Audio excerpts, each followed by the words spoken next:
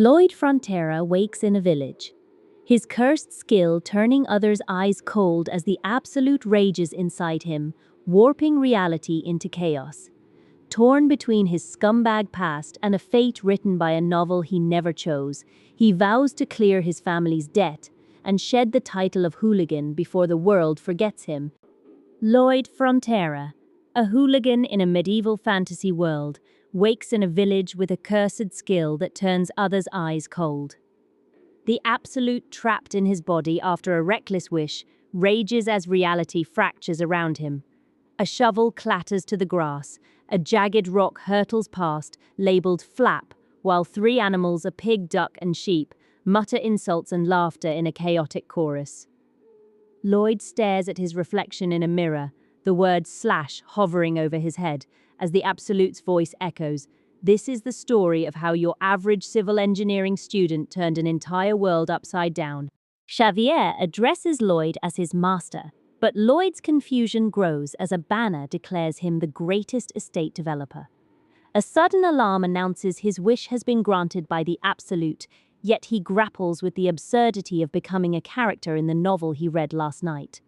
The Absolute's voice echoes as Lloyd stares at his reflection, the word slash lingering over his head. A chorus of mocking laughter surrounds him as he questions the wish's value, still reeling from his family's debt and the cursed skill that turns others' eyes cold. The Absolute rages within, fracturing reality as Lloyd's fate spirals toward the grim ending of his original story. Lloyd wakes sprawled on a dirt road, disoriented and freezing. His jaw aches from sleeping on the ground, and a health alert mocks him. He scrambles to his feet, muttering about the absurdity of his situation. A voice calls his name from the village, but he's too tangled in confusion to tell if it's real or a dream. The Absolute rages inside him, its presence warping reality as he grapples with the weight of becoming the cursed hero of a story he never chose. Lloyd stumbles into the village, disoriented, as the Absolute's voice echoes in his mind. A figure in blue stands before the castle, declaring himself Javier Asrahan, the protagonist of Night of Blood and Iron. Lloyd's confusion deepens when the man calls him by name, accusing him of being a hooligan. The text blurs between reality and dream as Javier recounts Lloyd's past, a drunkard destroying a pub, passing out on the road, and waking up as the cursed heir of Baron Frontera. Javier's smirk cuts through Lloyd's denial, mocking his self-awareness. The Absolute rages, warping the air as Lloyd clutches his head, torn between the chaos of his new fate and the weight of a story he never chose. A messenger reminds Lloyd he's the Baron's son, not a hooligan. The cold room echoes his family's debts. A woman frets over his cursed skill, which makes others turn away. Javier's voice cuts through. Lloyd's fate is already written. The Absolute's whispers promise a story where he'll die drunk, forgotten by all. Lloyd stares at his hands, bewildered by his aristocratic title. A blue alarm box blares, accusing him of being chosen for a wish granted by the Absolute. He rants about ending up in a cursed body, then glimpses a scenic landscape before arriving at a stone building. His mother Marbella confronts him about breaking things at the pub, but he insists he was reading a book. She pleads for him to apologize, while Lloyd grumbles about cleaning up the mess this body made. The man in the suit scoffs at the villagers' confusion, then mutters about fixing his mistakes. A cartwright in the village mutters something incoherent before Lloyd stumbles away, the weight of his fate pressing down. Lloyd stumbles forward, stunned by the chaos around him. A sign blares the villagers' hatred, but Javier intercepts him, explaining his orders to escort him. Their exchange crackles with tension. Javier insists he's protecting the villagers, while Lloyd vows to shed his scumbag reputation, even if it means starving in the streets. Lloyd grips his sword, eyes locked on the forest as he vows to clear his family's debt before fate crushes him. He imagines a life of ease as a baron's heir, But a sudden revelation shatters his fantasy. His cursed skill, human scum, makes others frown, while rowdy drunkard turns him into an absolute ass. Confusion erupts as Javier questions his direction, but Lloyd brushes off the tension, unaware the villagers already see him as a stranger. Lloyd stands in the forest, sword in hand, sweat dripping down his face. A figure in white steps forward, sky blue eyes locked on him. "Forgive me," he pleads, voice trembling. The pub owner's rage simmers, his wealth ruined by Lloyd's recklessness. Javier pleads with him, but Lloyd's apology feels hollow. "Swagger, your apology doesn't seem genuine," he snaps, frustration boiling. The pub owner's fury grows, demanding compensation for destroyed goods. Lloyd's mind races. How can he atone when his family's debt looms and his cursed skill makes him a pariah? Azrahan leans against the pub's broken door, voice grim. Not only that, the pub owner's mother is sick from the winter cold. Combine that with your misconduct, and you can imagine how hard things must be for him. The pub owner's eyes narrow, his wealth shattered by Lloyd's recklessness. The inside of the pub was chilly enough to freeze a dragon's breath, he mutters, pacing the empty room. Elderly can't handle that cold for long, unless they have ondal floors, Lloyd's mind races.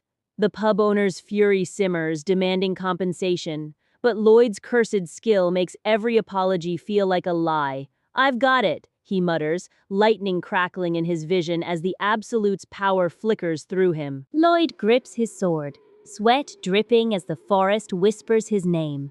Suho Kim, blue-haired and radiant, scoffs at the idea of ondal floors. "The real me, Suho Kim, built houses alone," he boasts, eyes blazing. Javier slams a document, civil engineering credentials on the table. "Settle the Baron's debts," he urges.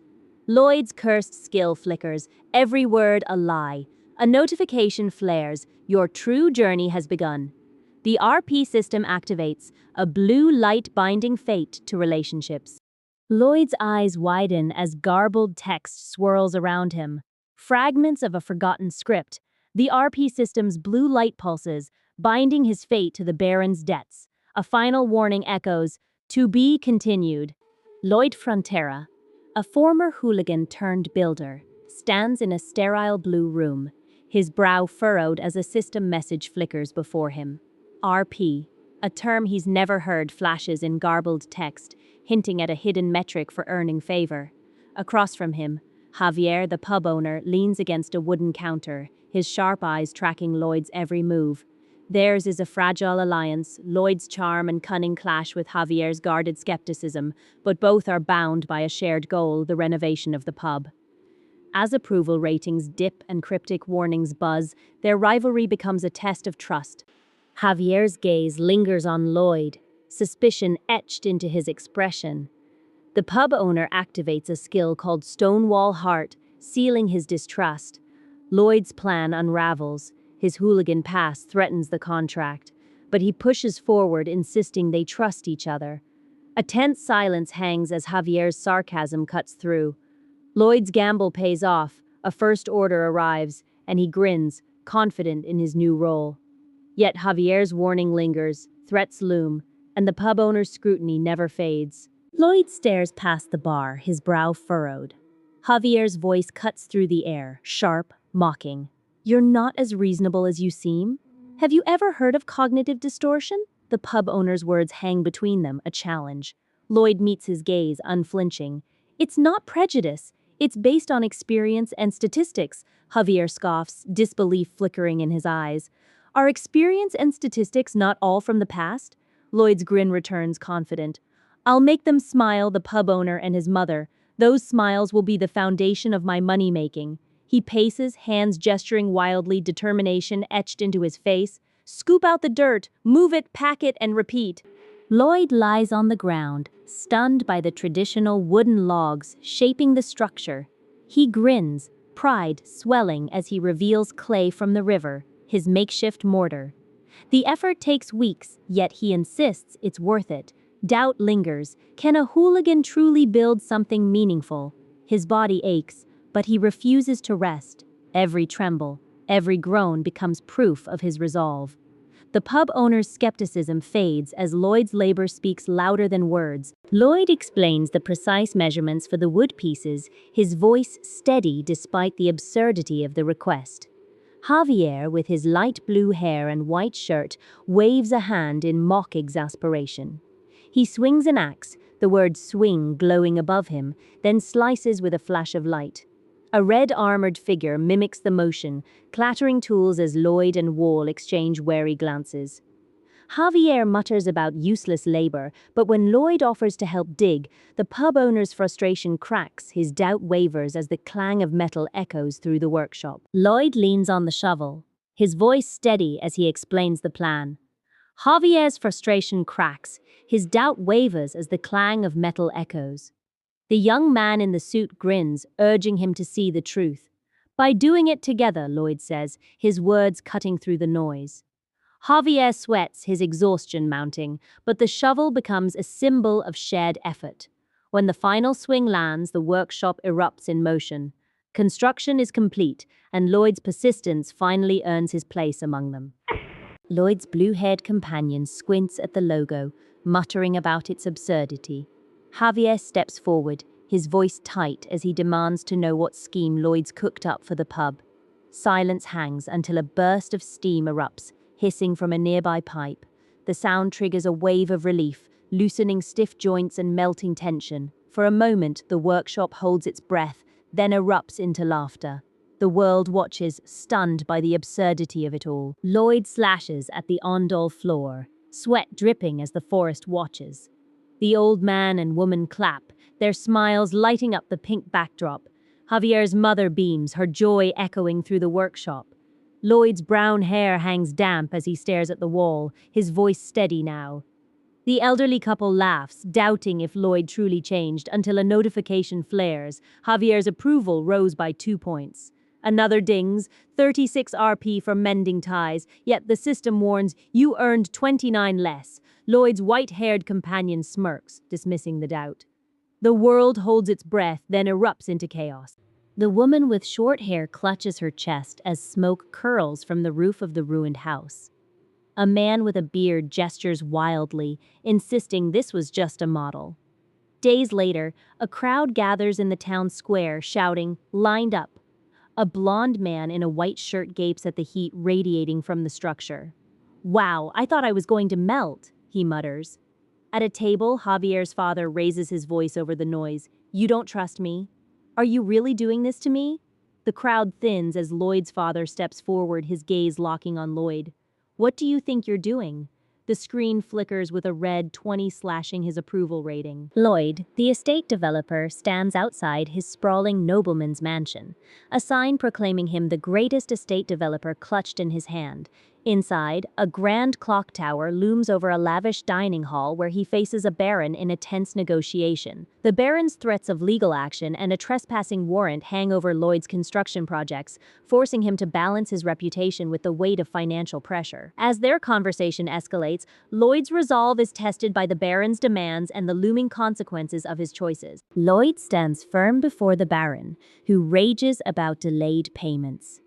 The baron's threats of legal action escalate, but Lloyd's calm demeanor masks his financial strain. A woman in black warns of impending consequences, while the baron mocks Lloyd's assets. Lloyd's mind races, his reputation points, a lifeline, now feel like a gamble. A rival developer, smirking, taunts Lloyd's desperation. But Lloyd's skills in soil mechanics and structural engineering flash on screen. A reminder of his expertise, he grips his reputation points, calculating how to turn this standoff into leverage. Lloyd's expertise flashes on a blue screen. Water supply theory, steel structure design.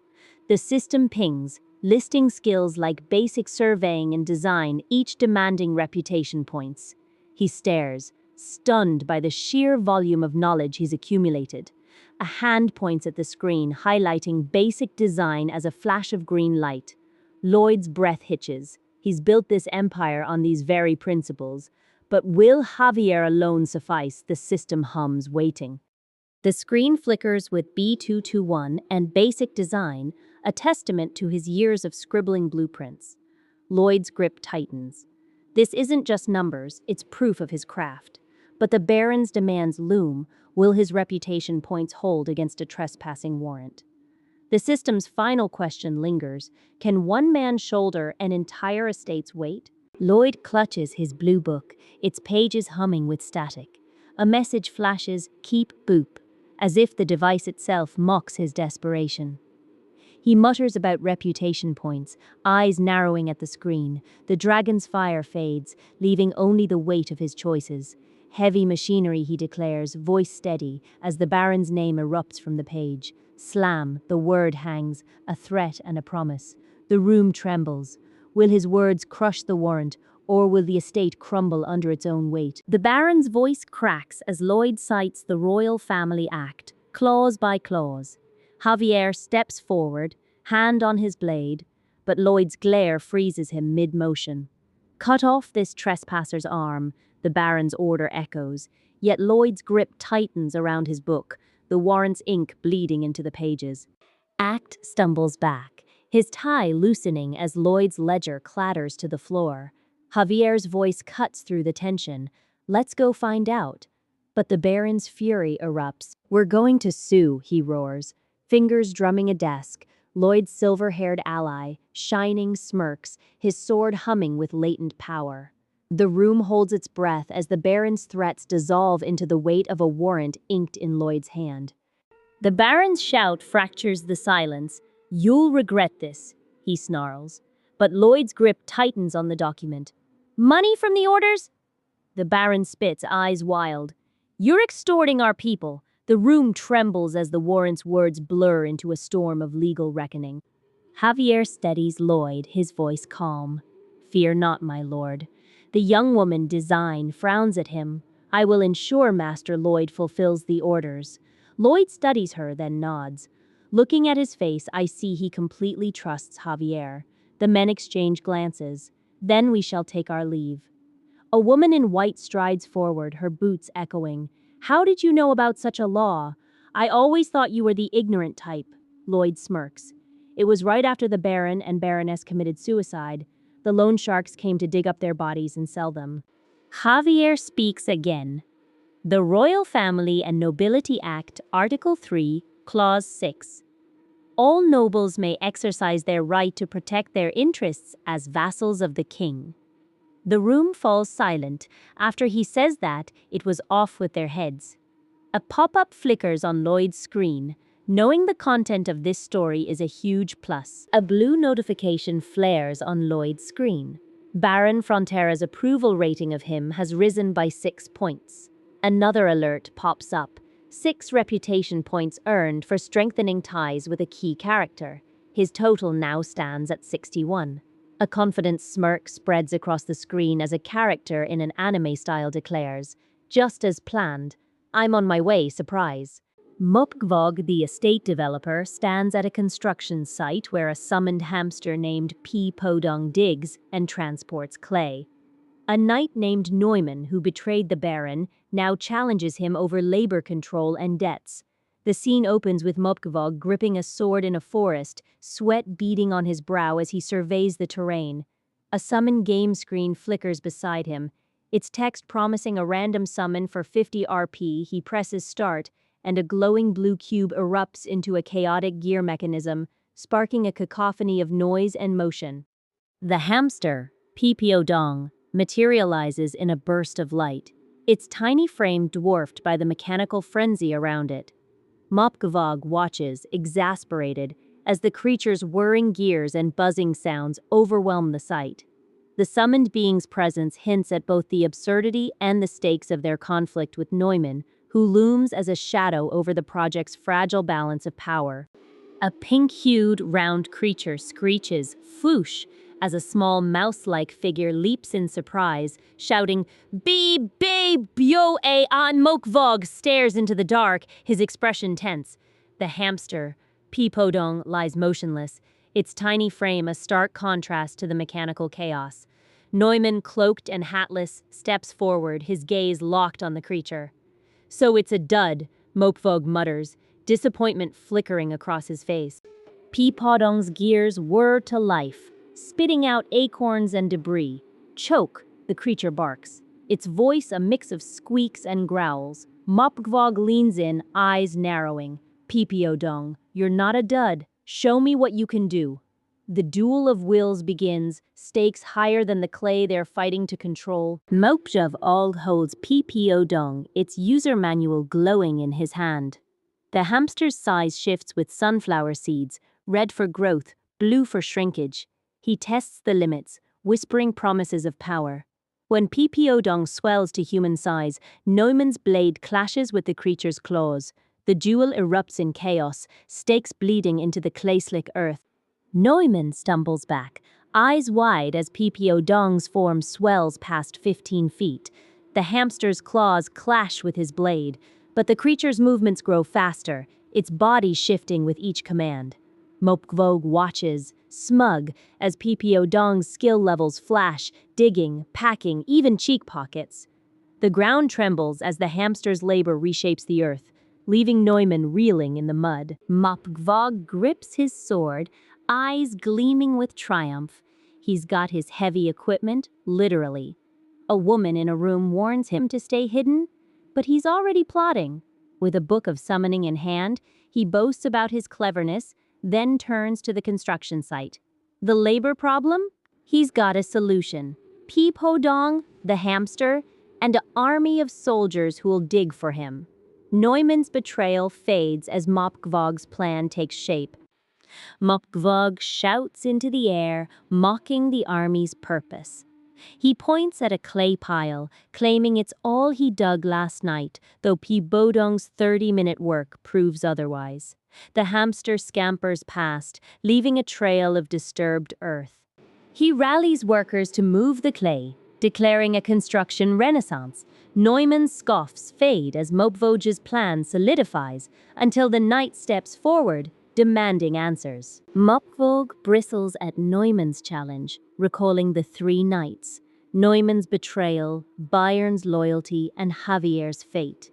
The Baron's ruin looms, but the clay keeps shifting. Neumann's betrayal is laid bare. The Baron's debts spiral as he sells secrets to conmen.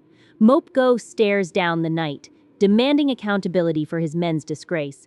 Neumann scoffs, claiming his actions serve the Baron's interests, but the commander insists his loyalty is to honor, not profit. A duel looms, the air thick with accusations of greed and broken oaths. Neumann's fragile facade cracks as Mopgvog accuses him of exploiting the Baron's downfall.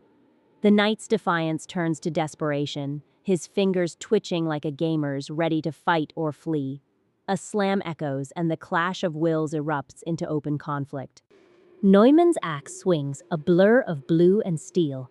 Mopgvog charges, shouting to disrupt the knight's rhythm. The duel erupts, blades clash, leaves swirl, and accusations fly. Bayern watches, jaw tight, as Neumann's pride crumbles. Javier's voice cuts through the chaos. You dare insult a knight's honor? The Baron's ruin hangs in the air, a storm of fists and fury. Suho stands at the edge of a forest, sword in hand, sweat dripping from his brow as he grapples with his own limits. A challenge looms, a duel against Sir Neumann, a knight on the cusp of becoming a swordmaster. Javier, his reluctant instructor, scoffs at Suho's request to learn swordplay. But the young man's resolve is unshakable. Behind them, a construction site hums with activity, its chaos mirroring Suho's internal struggle. Insomnia and physical exhaustion gnaw at him. Yet he persists, driven by a determination that defies Javier's initial refusal. The duel's stakes are clear. Neumann, a low-level sword expert with the Manahart skill, is no ordinary foe. Suho's frustration boils over as he recounts how Neumann orchestrated their separation, designating Sir Bayern as a substitute overseer. How filthy, he mutters, his blade trembling with unspoken rage. Yet in the chaos, a fragile alliance begins to form between Suho and Javier, forged in the fire of Suho's relentless pursuit of mastery. Javier's frustration boils as Suho confronts him about his refusal to train. My job is only to watch you, he snaps, but Suho presses on, demanding answers. Javier's warning about others' safety clashes with Suho's resolve, yet the young man's persistence cuts through the knight's hesitation. When Suho accuses him of knowing about his insomnia, Javier's smirk hints at deeper knowledge. The book reveals Javier's precarious status as a sword master in training, his insomnia a side effect of his ascension. "You have insomnia written all over your face," Javier finally admits, the deal sealed in reluctant agreement. The weight of Javier's rank hangs over them. His transition to swordmaster has left him sleepless, a fate Suho now shares. Their bond fractures and reforms in the space between duty and defiance, each step toward mastery a battle against the shadows of their past. Suho's blue hair flicks as they snap back with defiance. Javier, ever the skeptic, scoffs at their resolve, dismissing their chances with a smirk. But when Suho insists on training despite his refusal, Javier's frustration boils over. His failed insomnia cures and sleepless nights fuel a reluctant agreement. The knight's voice cracks with exhaustion as he demands 50 laps, his words laced with mockery, yet Suho's steady steps through the dust-laden construction site betray a quiet triumph, their perseverance carving a path through the weight of duty and doubt. Suho's breaths come in ragged gasps as they stumble forward, the open field stretching behind them. Javier watches, arms crossed, his dark suit blending with the earth. The knight's voice cuts through the haze. "You think I'd just refuse? You thought I'd let you off easy?" Suho's fists tighten, their voice raw. "I don't have what it takes," Javier sneers, but Suho's steps don't waver. They're running not for glory, but to prove they're more than the orphaned boy who wakes alone in a boarding house. Suho's hands tremble as they haul bricks up a 4-story building, sweat dripping from their brow. A voice rasps through the din. "You'd spend all day carrying bricks, all night unloading trucks, just to avoid starving. You held on to hope things would get better." The words echo in Suho's mind, a mantra against the weight of labor. A glowing hand materializes, its energy pulsing with the promise of "you deserve it." Suho's breaths hitch, their resolve hardening. "This is nothing," they roar, sprinting through the forest, shadows stretching behind them. Javier watches from the edge of the construction site, his arms crossed, but his gaze lingers on Suho's back, a silent acknowledgement of the boy's unyielding fight. Javier finally relents, his blue hair flicking as he vows to teach Suho his sword techniques. A notification flares approval rating with Javier climbs by 1. Another pops up, 18 RP earned for strengthening their bond. Suho's resolve solidifies, their breath steady as they face the challenge. Meanwhile, distant voices debate a duel, warnings of consequences if things go awry. Javier's gaze lingers on Suho's back, a silent promise of mentorship. A man with green hair and a mustache rages, vowing to kill the Baron and Baroness before vanishing from the village. His plan is clear, disguise a suicide as a distraction. Nearby, a figure steps forward, the word "step" glowing above them. The air hums with tension as a building labeled "swoosh" looms in the background. 2 figures murmur in a field, their words lost to the wind. A group gathers, their voices rising in debate. "Are you ready, young master?" A swordsman challenges, his blade gleaming. The boots labeled "stand" remain still, then a boot labeled "kick" points toward the threat. Suho swings their sword with fury, eyes locked on the target, ready to knock your lights out. They snarl, determination etched into their face. A young man in a white shirt and black vest stands at a construction site, a shovel slung over his shoulder. Around him, murmurs ripple through a group of workers as they debate whether he's serious or joking about facing Sir Noman. One man in a blue coat scoffs, while another with light blue hair insists his relentless training, running through sites, practicing swordsmanship into the night, proves otherwise. The air hums with tension as the duel between Lloyd, the trainer, and Sir Noman finally begins. Lloyd's axe clashes against Noman's sword, the impact echoing through the site. The light blue-haired worker watches, stunned, as Lloyd's strikes grow relentless. With a roar, he swings wide, forcing Noman to stumble. The trainer's movements blur, training drills, mana heart pulses, and precise strikes merge into a flawless rhythm. Noman's confidence cracks as Lloyd lands a decisive blow, the axe ringing against his armor. The crowd gasps, realizing the duel's outcome is sealed. Lloyd's shovel cracks the ground as he stumbles back, the weapon's power undeniable. Noman's sword clashes against it, but Lloyd's strikes grow wilder, each blow fueled by training and mana heart pulses. The crowd watches in awe as he combines drills with raw force, the shovel becoming a storm. Neumann's smirk fades until Lloyd's final strike sends him sprawling. The sight falls silent, stunned by the trainer's triumph. Sir Neumann roars, his sword trembling as Lloyd's shovel cracks the ground. The trainer's strikes grow wilder, each blow fueled by years of training. A blue screen flashes, skill expansion shoveling level 1. Lloyd's stats surge, approval ratings from Javier, the Baron, and Baroness's praise for his son's grit all merge into his power. Current RP 97 glows as he unlocks the skill. With a final exhale, he channels the shovel's might, the weapon becoming an extension of his will. Neumann's smirk shatters as Lloyd's strike sends him crashing through the snow. Lloyd's shovel glows with blue energy as he summons Mana Heart, the ancient power humming beneath his strikes. Neumann's sneer fades as the trainer's skill expands. Decades of training condense into a single, unbreakable moment. The snow erupts as Lloyd's blade meets Neumann's sword, the impact shaking the earth. A regular person needs 5 years to summon this. But Lloyd, he's already mastered it.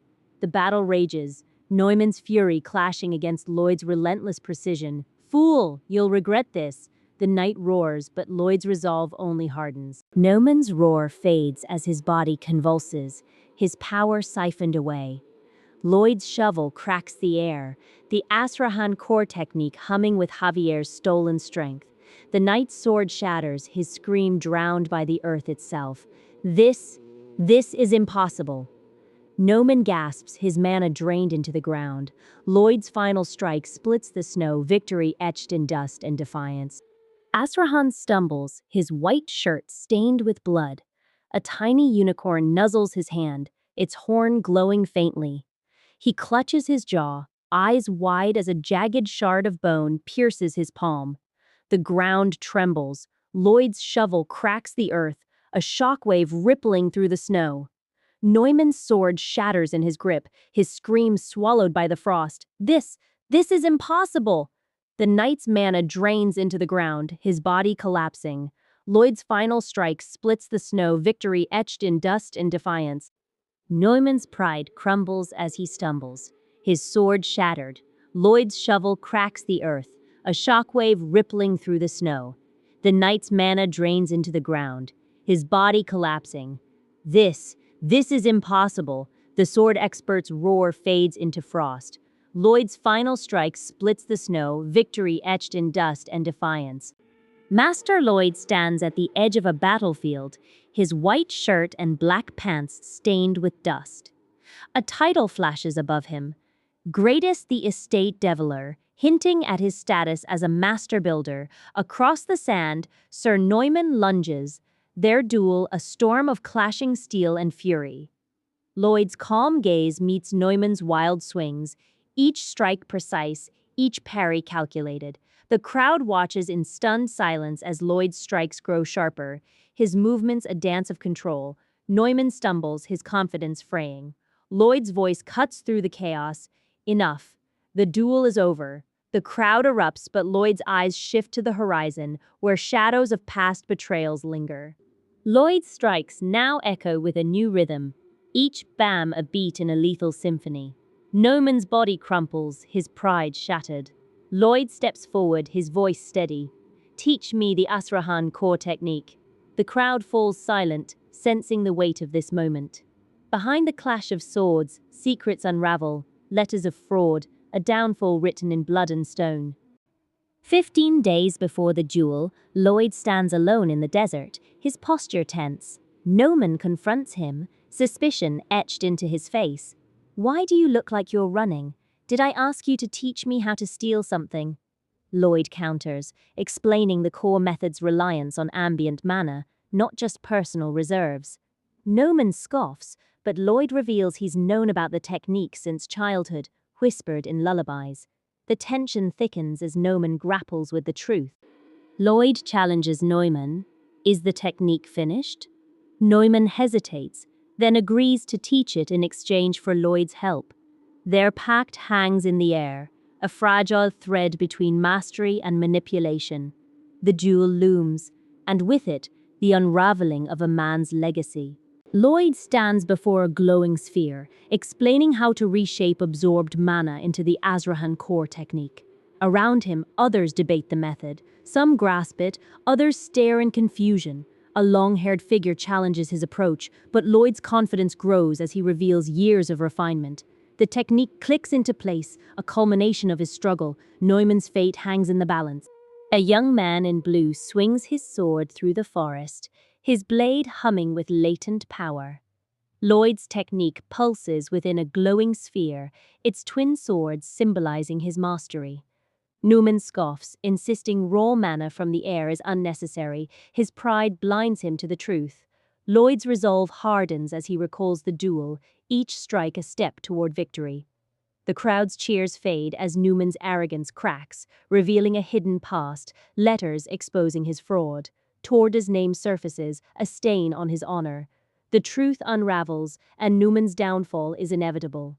Lloyd's letters expose Neumann's real estate fraud, detailing land finances and forged documents. A woman clutches a document, stunned by the revelations. Neumann's aide rages, demanding to know how Lloyd found the hidden files. Another woman smirks, revealing Javier discovered them later. A man with dark hair mutters about last night's efforts to conceal them. Neumann slumps, his composure shattered. The woman in black walks away, noting his kindness contrasts with his crimes.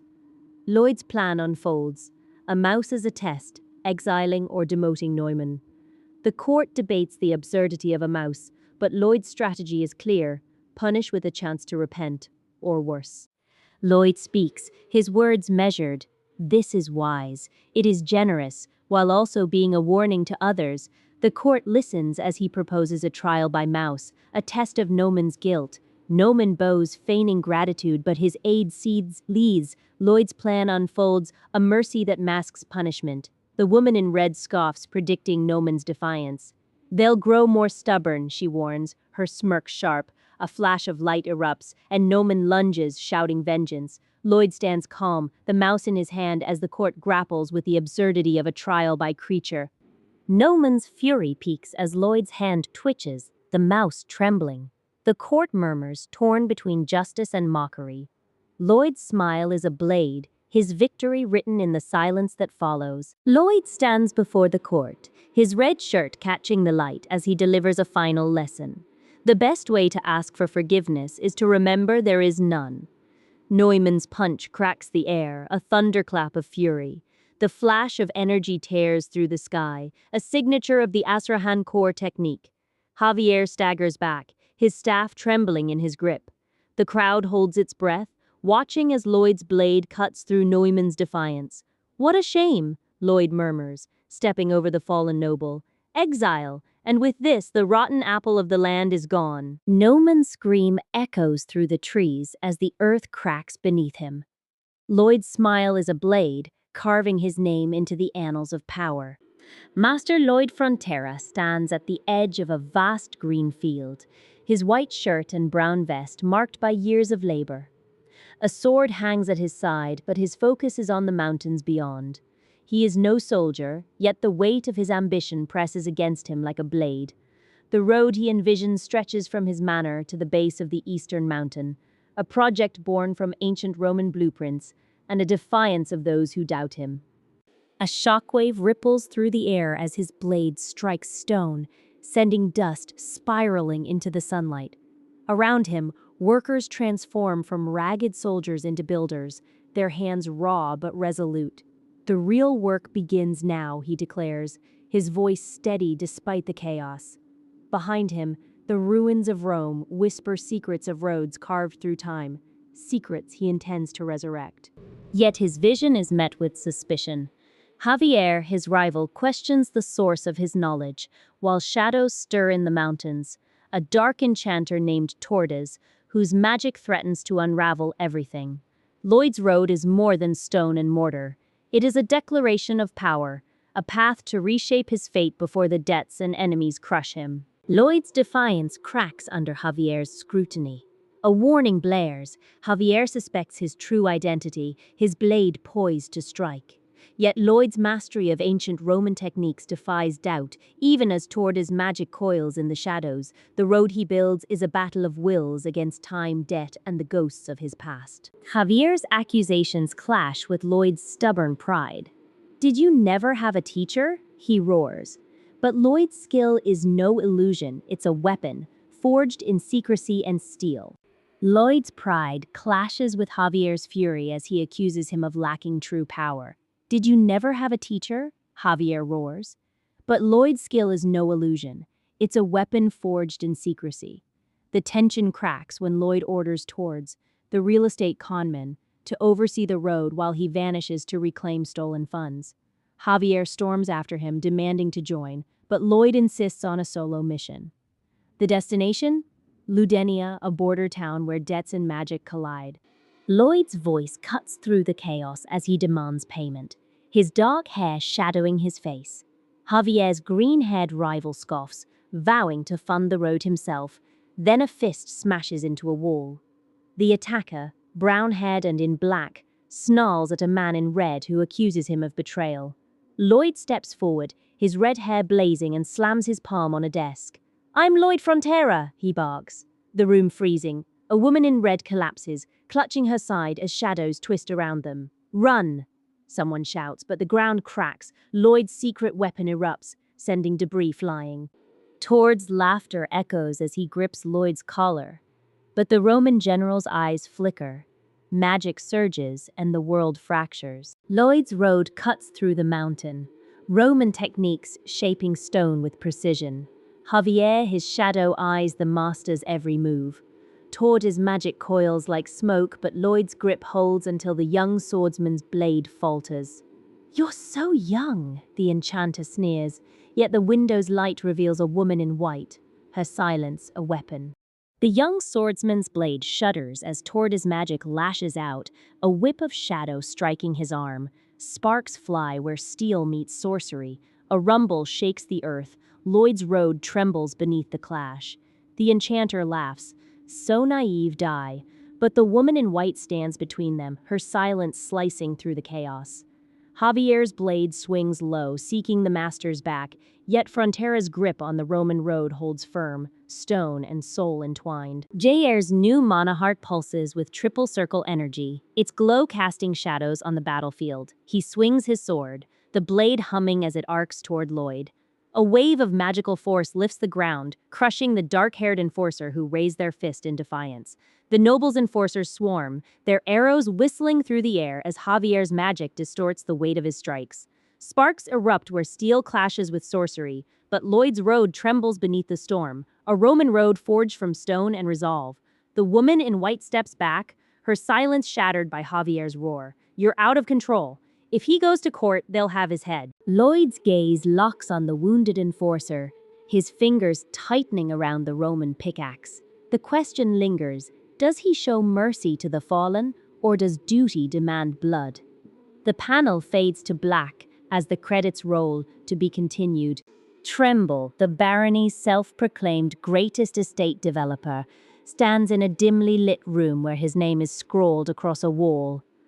The Baron, his rival, leans in close, voice low. "You built those Ondol systems, didn't you? Now you'll pay for it." The Baron's plan to mine black coal through a mountain road masked as progress is revealed as a veiled threat. Tremble's hands tremble as the Baron offers a twisted deal. Forgive his debts if he surrenders the Baron's assets. But the Baron's true demand is darker, a command to act, to betray, to ensure the mines run deep. The Baron's representative slides a contract across the table. Tremble's hands shake as he reads the terms. 80% of his salary will be withheld for debts. The Baron's voice cuts through, promising repayment in 520 years. But her smirk betrays a deeper plan. The coal mines are just the start. When Tremble protests, she leans in, eyes sharp. "You think I'd let a debtor off easy?" She slurs the word slurp, a warning that the mines will drain him for life. Tremble's defiance cracks as she threatens legal battle, but the real battle is already underway beneath the barony's surface. Tremble stands under an open sky, his light blue hair catching the light. A group of riders clatter past on horseback, their hooves echoing through the trees. At a table, the Baron's representative grumbles about funding, demanding more soldiers. A red-haired villager scoffs at the idea of hiring locals, muttering about his reputation. Days later, a sign flickers in the barony. Workers wanted with a salary of 25 gold per week. Murmurs rise as villagers debate the contract. Tremble watches, recalling how he once faced their hatred. The Baron praises him for delivering Ondal systems on time, calling him trustworthy. But Tremble questions the reward. Just for that? The Baron's steward insists on signing, his voice urgent. The contract seals their fate. Tremble's labor will fuel the mines, buried beneath the barony's surface. The Baron stands before a young man in a green jacket, his voice low and measured. First, I wanted to express my gratitude. He begins, eyes flicking to the Ondal systems installed in the village. Our child would suffer from severe cold every winter, but this year, thanks to your work, we no longer have to worry. The young man's expression hardens. The Baron leans closer, his grin widening. I didn't build all those Ondals at a loss for nothing. I'll use the travel expenses as an excuse to up the cost and clean up. Ha ha. His laughter echoes as he reveals his plan. A mountain road to mine black coal, masking exploitative intentions. Tremble watches, his mind racing. The Baron's words confirm his suspicion. The road is a trap, and his labor will fuel it. Javier, the Baron's steward, steps forward, his voice urgent. So then, why is he constructing that road to the mountain? The Baron's smile fades. Because Tremble is no fool. He'll see through the travel expenses, but I've already accounted for that. The contract binds Tremble to the mines, his salary a pittance for the labor he'll endure. The Baron's greed is clear, but Tremble's resolve remains unshaken. The barony's surface hides a deeper, darker truth. Tremble's voice cuts through the trees. Pretty soon, these mountains will be stripped bare. The Baron raises an eyebrow. Pardon? What do you mean? Tremble steps closer, his brow furrowed. An Ondal requires an astronomical amount of fuel. These trees here won't be enough. The Baron smirks, gesturing to the forest. Wait, you knew this would happen, yet you still. The Baron cuts him off, his tone sharp. That is why I'm laying down the Appian Way. The Baron's laugh echoes through the trees. At the end of the road, we're going to mine for black coal. His eyes gleam.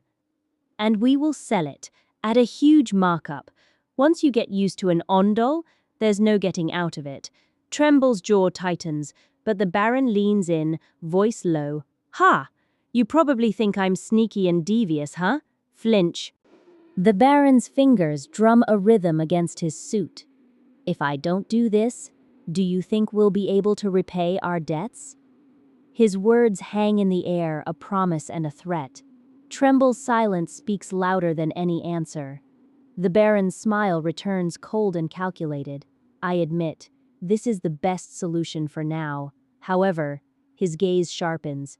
It is not as if the Baron leaves the black coal undisturbed because he is unaware. The Baron's words echo through the chamber. Previous Barons tried several times. The mine collapsed because of the weak bedrock.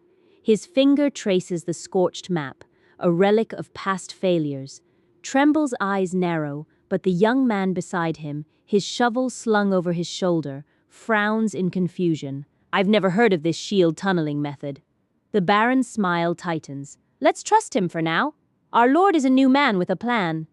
The air hums with unspoken doubt as machinery groans in the distance, its rhythm matching the clatter of shovels and the low rumble of earth shifting beneath the mountain. A developer in Gangnam clutches a sword, his banner proclaiming him the greatest estate developer.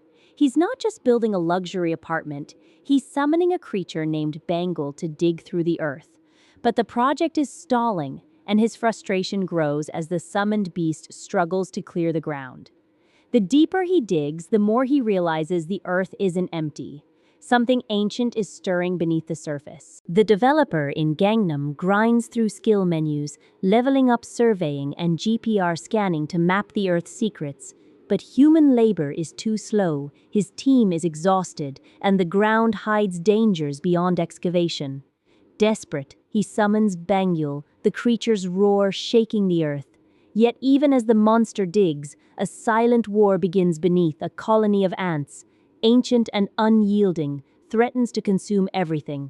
A pink, bow-tied creature giggles, chanting Bangul's name as it leaps into action. The developer tests its limits. Can Bangle crush stone? Can it grow larger? With sunflower seeds, it swells, its chomping skill upgrading. Weeks pass. Now Bangle rages through the earth, a shielded tunneling machine at its side. Javier barks orders as the creature's digestion skill surges, devouring dirt with relentless precision. The ground trembles, but beneath it, ancient ants stir. Bangle's steel dung launcher roars to life, blasting through earth as Javier slashes at the tunnel's unstable sections. The developer grits his teeth, commanding Bangle to shape the ground into stable segments. A sudden tremor shakes the shaft, ants swarm, their colony awakening beneath the surface. The developer stumbles, dizzy from oxygen shortages, but refuses to retreat. "I swore I'd stay on site," he rasps, clashing with Master Lloyd's orders to leave. In the chaos, Bangle's roar drowns out the ants' screech, a battle of wills buried deep beneath Gangnam. Javier spots the black coal, his breath ragged from the heat. He barks orders to push forward, his voice cracking with exhaustion. The team scrambles to dismantle the shield, but the ground shudders. A hole appears where none should be, and the GPR readings spike. That wasn't there before. Someone shouts, Bangle roars as the earth cracks, the battle for Gangnam's depths intensifying. A young man grips his sword, sweat dripping as he charges into the forest. The clash of steel echoes zooms as Bangle slashes through the air. "Yeah!" he roars, but the ground trembles. Ants swarm, their colony's fury unleashed. Ants live in colonies. Someone yells. Panic erupts. Javier barks orders, but the swarm overwhelms them. Everyone out. Lloyd screams, slashing wildly to buy time. Bangle's blade cuts through the chaos, a desperate bid to survive. The red-haired man grips his sword, eyes wide as he counts the ants swarming toward them. How many of them are there? 1,000. If they make it outside, our barony is finished. Javier's voice cracks as he struggles to hold back the swarm. There's not enough oxygen. GPR buzzes frantically. Bangle's blade flashes, cutting through the chaos. Without dynamite, the shaft won't collapse, Lloyd shouts, but the ants dig deeper. "We'll face them head on," Master barks, slapping the ground. That's it. The ant nest pulses beneath them, a black coal mound glowing in the dark. Lloyd slashes through the swarm, his blade slick with ant blood. Master steps forward, light blue hair flicking as he barks. "Let's go." The colony's pulse grows brighter below, a storm of mandibles closing in. Bangle roars, carving a path through the chaos.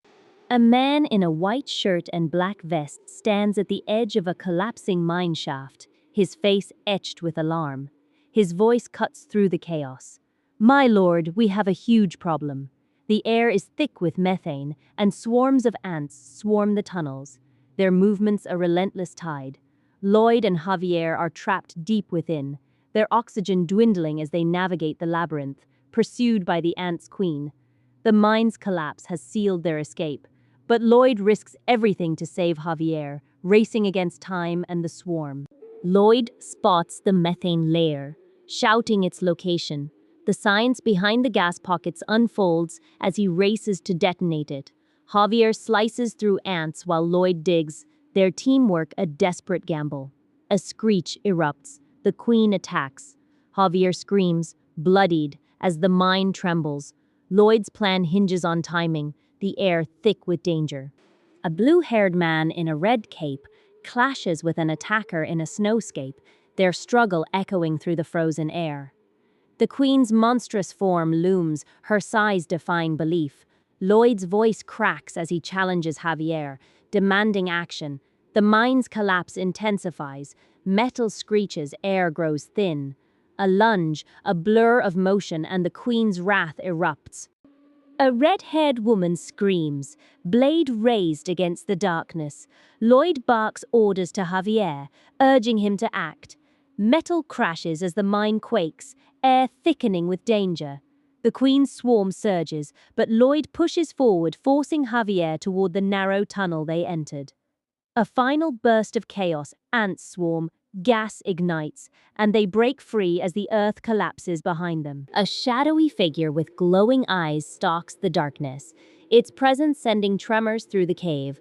Lloyd charges, sword flashing as he cuts through the swarm. Flames erupt overhead, scorching the air. The Queen's nest collapses, igniting methane gas in a blinding explosion. Javier watches, heart pounding, as Lloyd lunges into the inferno, dragging him toward the tunnel. Debris rains down, but they break free, the earth swallowing the chaos behind them.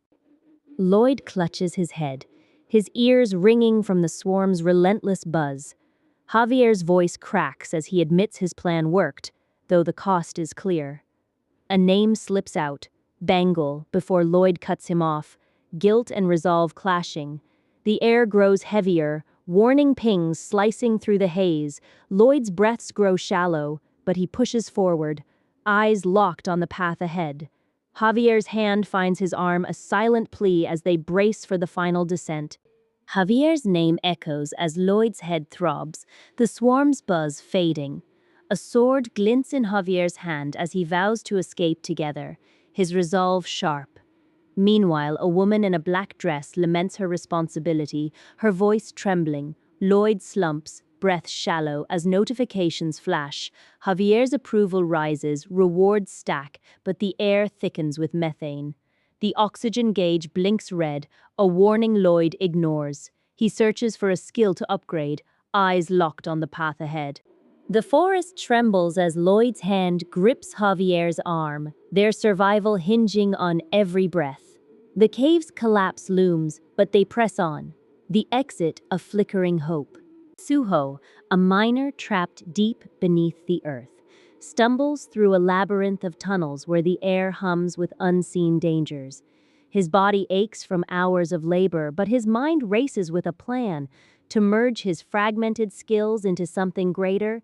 A flash of blue light reveals a staff-wielding woman nearby, her presence hinting at a deeper world of power.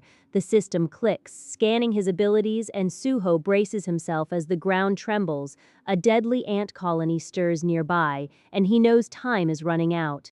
A blue card materializes, demanding 10 RP to fuse his skills into the Azrahan core technique. Suho grits his teeth, recalling the duel against Neumann and every lesson since. With a roar, he activates the skill, the tunnel erupting in a vortex of mana. His body shudders as the energy surges through him, a fleeting glimpse of a mana circle glowing beneath his skin, a fragile promise of survival against the darkness below. A confident woman with long hair smiles, her words echoing through the mine. Usually, skills only improve a little, but I have RP. Suho's fingers tap furiously at the screen, the Azrahan core technique's level up notification flashing. He grunts, eyes locked on the rising mana gauge.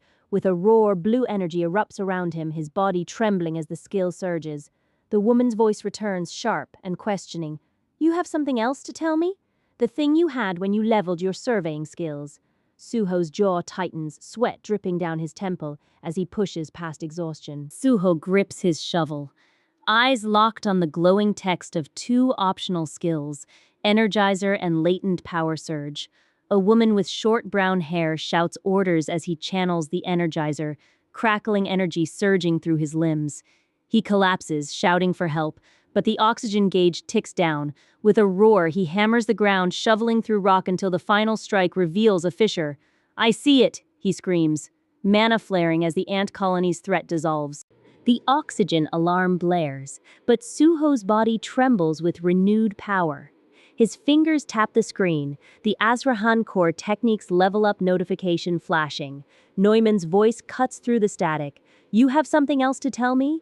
Suho's jaw tightens, sweat dripping as he pushes past exhaustion, the RP gauge spiking.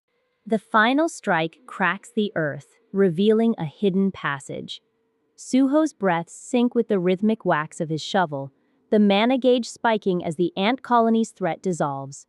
The woman's voice returns sharp and questioning. You have something else to tell me? Suho's shovel strikes again and again, the rhythmic thwacks echoing through the tunnels. A shout rings out, "Shovel!" as he grapples with the ant colony swarm. His breaths grow labored, the oxygen gauge blinking warnings. The red-haired figure screams, clutching his tool, while Energizer's timer ticks down.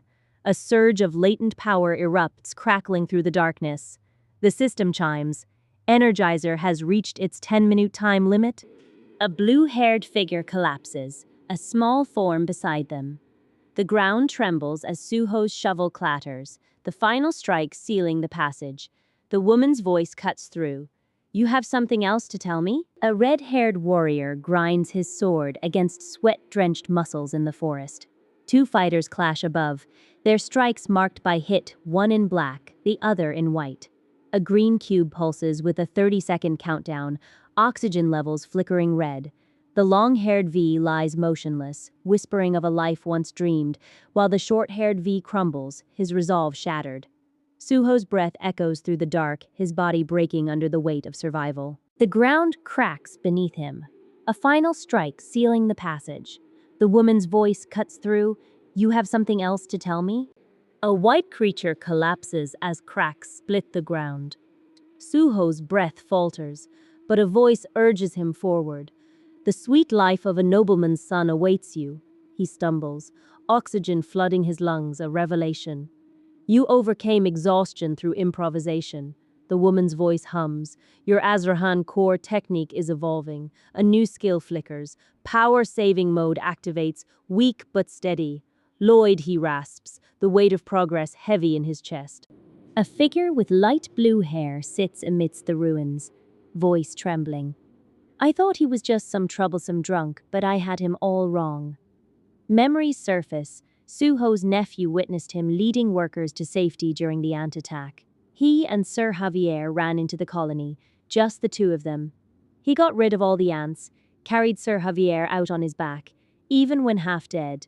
The woman's tone shifts. He's completely changed from the Lord Lloyd we knew. A new skill flickers in Suho's core. Power-saving mode.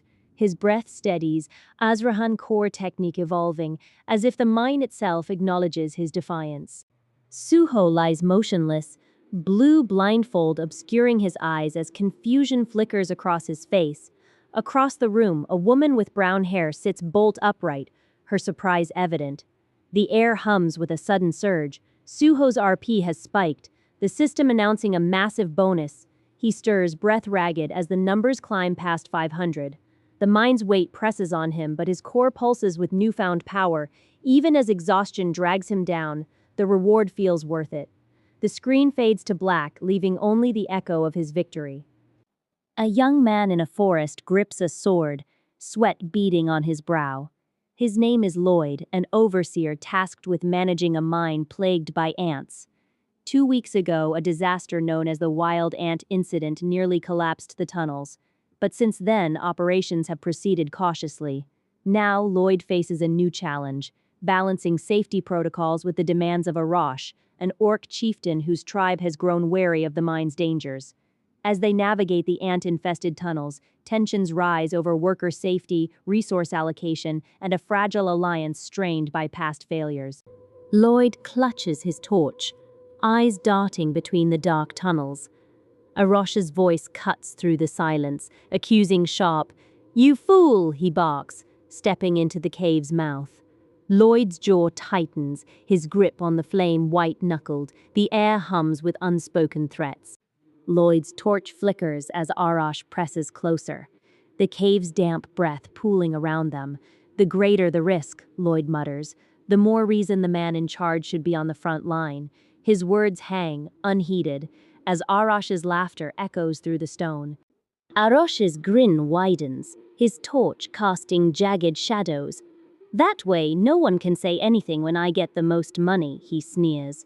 The words taste of betrayal, but Lloyd says nothing. The ants are already here. Lloyd's torch flickers again, illuminating the tunnel's end. So this is the end of the tunnel, he murmurs. But Arash interrupts, pointing toward the wall. I think there's a space behind it. The silence between them is heavier than stone. Arush's pickaxe strikes the rock, the sound like a warning. Must we really keep digging? Lloyd asks, his voice fraying. This place could be full of ant eggs if they hatch. His sentence dies in the dark, swallowed by the swarm's imminent awakening. Ants swarm the mine shaft, their presence a silent threat. Arash, his muscles tense, grips his pickaxe as Lloyd voices his fears. This place could be full of ant eggs, Lloyd warns.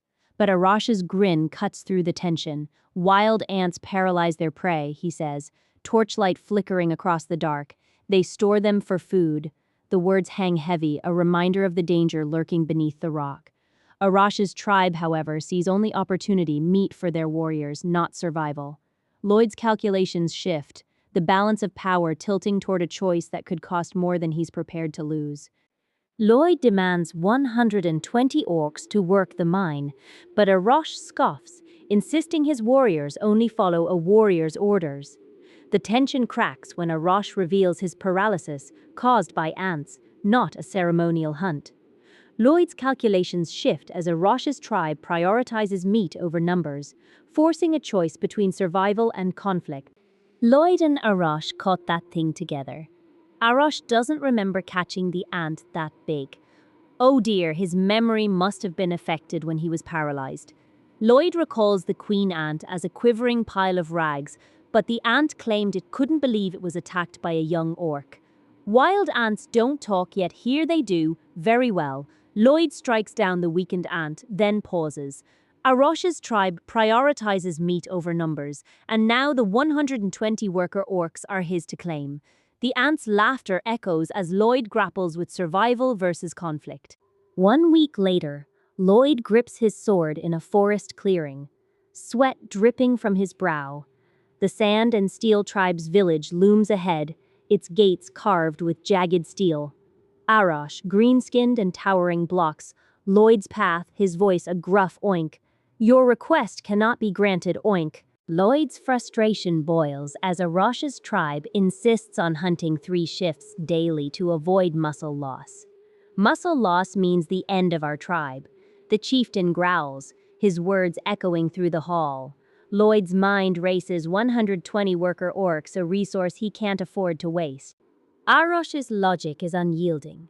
Meat spoils by noon, so constant hunting is survival.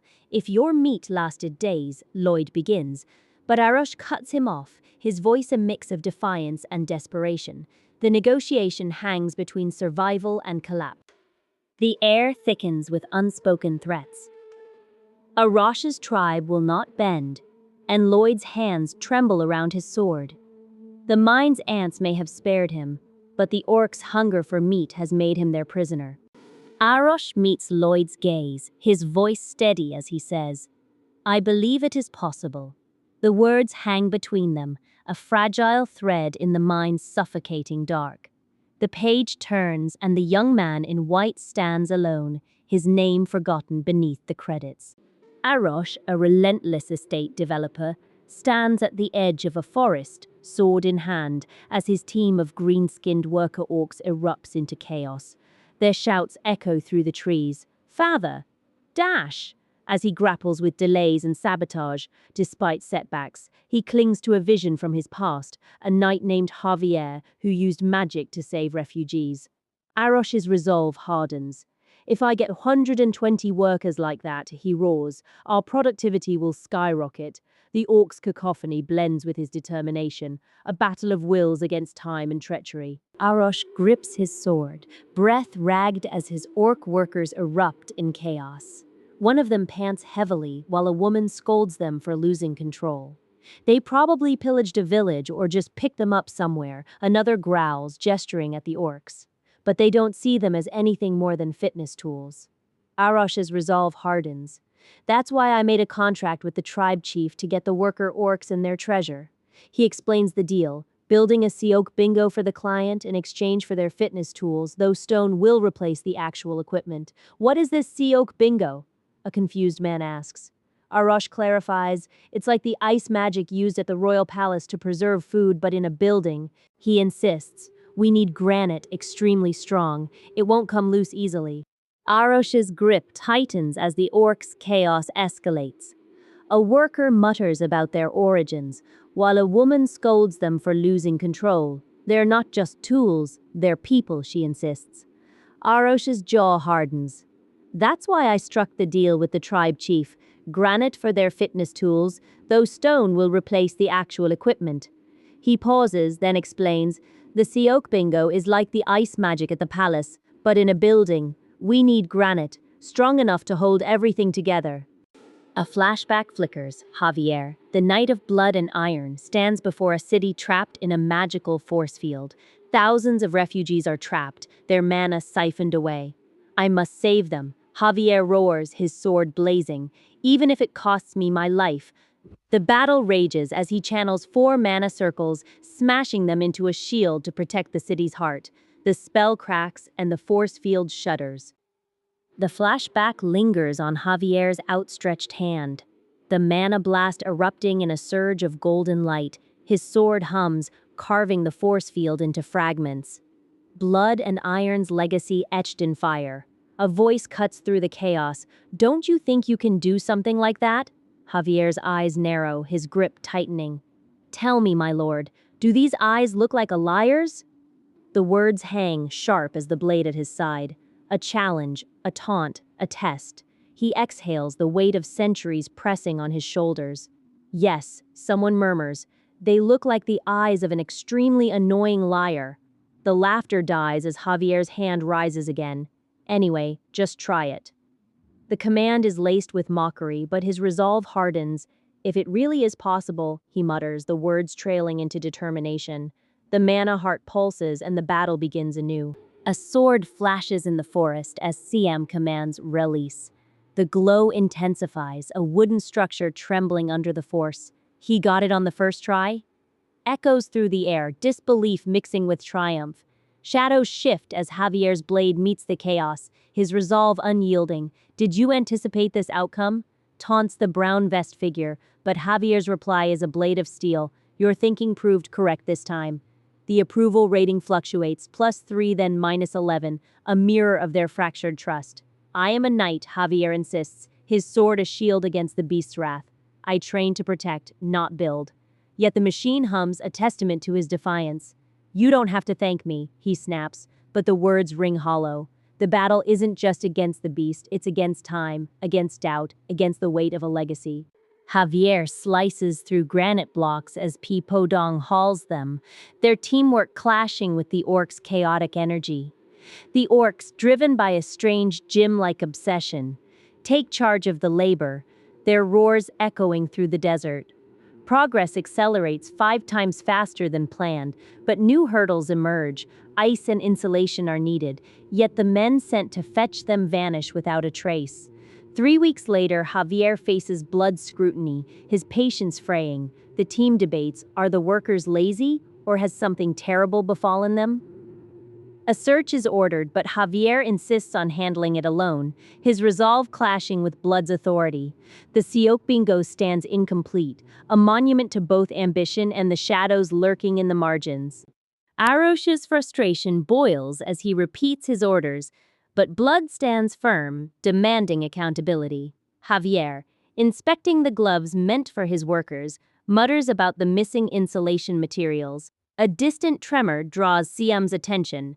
Mana flows unnaturally near the Progia Gorge.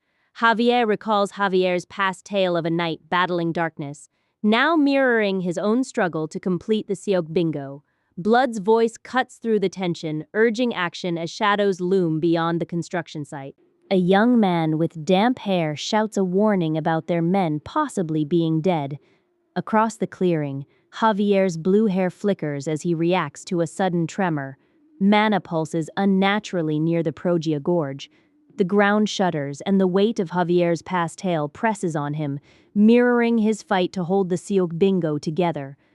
A young man in a weathered brown coat stands atop a windswept cliff, his gaze fixed on the distant ruins of Lupulin's dungeon. The air hums with tension as he steps forward, the weight of his mission clear in his posture. Below, the labyrinthine corridors of the fortress loom, a place where ancient magic and monstrous threats converge. Javier's journey begins here, where every shadow hides a trap and every breath could mean death. He moves through the dungeon's shifting corridors, his resolve tested by arcane barriers and the growl of a ghoul forged by the dark sorcerer's dark arts. Allies call out warnings as captured soldiers are freed, their fates now intertwined with his. The air crackles with magic as Javier's enhanced reflexes deflect spells, his every strike a defiance of the horrors that stalk the shadows. The final confrontation erupts in a storm of energy and steel. Javier's blade clashes with the ghoul's claws, the dungeon's defenses trembling under the force of their struggle. The battle is more than a fight, it's a reckoning, a clash that will reshape the fate of this cursed place. Javier moves through the forest, his sword steady despite the sweat on his brow. A trap erupts behind him, but he dodges, leaving his allies to stare in disbelief. How can you not expect traps here, one asks, recalling the book's tale of Javier's past failures. Yet this time, he's different.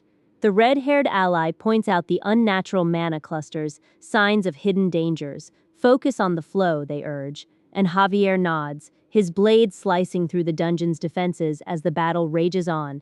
The dungeon trembles as Javier's strikes disrupt its ancient wards.